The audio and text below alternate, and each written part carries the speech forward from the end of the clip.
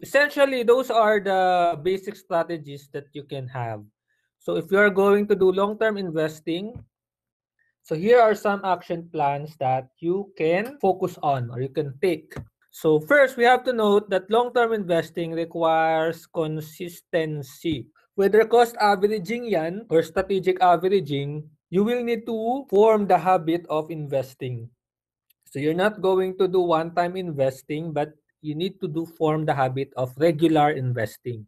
And so what are the action plans that you can have? So number one, before you actually invest, you need to draft your long-term investment to a long-term goal. So, hindi pwedeng papasok ka sa stock market, ang plano mo lang ay kumita. Magkano ba yung kakailanganin mo? So, you need to calculate it or estimate how much you project to earn with the initial capital that you have from the stock market. With the monthly that you have, ano ba yung financial goal na aabutin mo? Ano ba yung investment goal that you will want to get from investing? So stock market, again, is ideal for long-term investments. And historically, periods of low returns have been followed by periods of higher returns. So this is a common observation, which is actually the case in our own stock market. So 2010, it's 37, a period of high return, followed by a period of low return, then followed by a period of a higher return in 2012, followed by a period of low return in 2013. And then very small or very low return is followed by a high return. And then by 2015, the year-to-date is still negative. So what are the possible goals for stock investments? Any goal that will allow you to go to the market fluctuation. So dapat long-term horizon, which is obviously retirement. Sa pwede yan.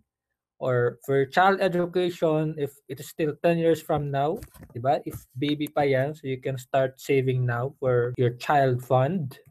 Okay? So any expense that will happen 10 years from now, that can be a candidate for goals for your investing. Otherwise, halimbawa, kotse, diba? Kailangan mo siya 3 years or next year.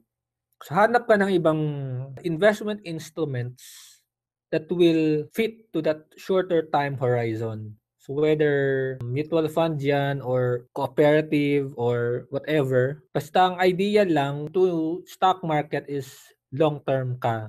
Okay? At least 10 years or 7 years. Okay? Nasa sa'yo yan, no?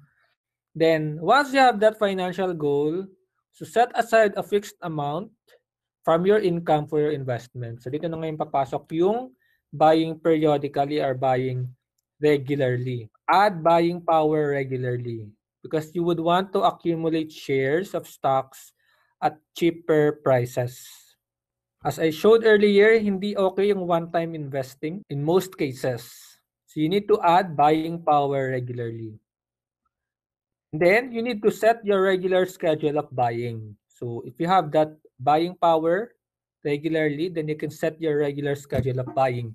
So depende na yun sa'yo, no? Whether it is quarterly or monthly or annually or semi-annually. So it will depend on your preference and on your financial situation. By doing this, you take advantage of opportunities. Ang stock market naman, laging dadaan yan sa financial crash. So if you're actually buying regularly, you take advantage of opportunities of prices at lower levels or at cheaper levels. Okay? Then, action plan number 4, di ba? Ayaw mo yung nangyaring kay Seb, mangyayari sa'yo. So you need to learn to diversify your stock portfolio.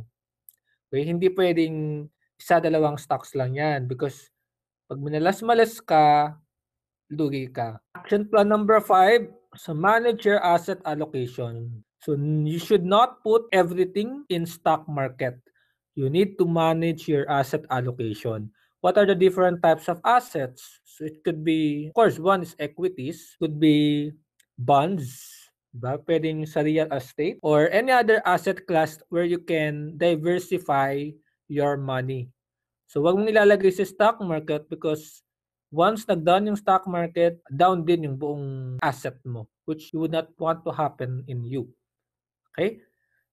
So how much to invest in stocks? Ideally, or a rule of thumb is 100 minus age is the percent of your savings to invest in equities or in stocks. And Action plan number 6, choose giant stocks only if you're going to do cost averaging.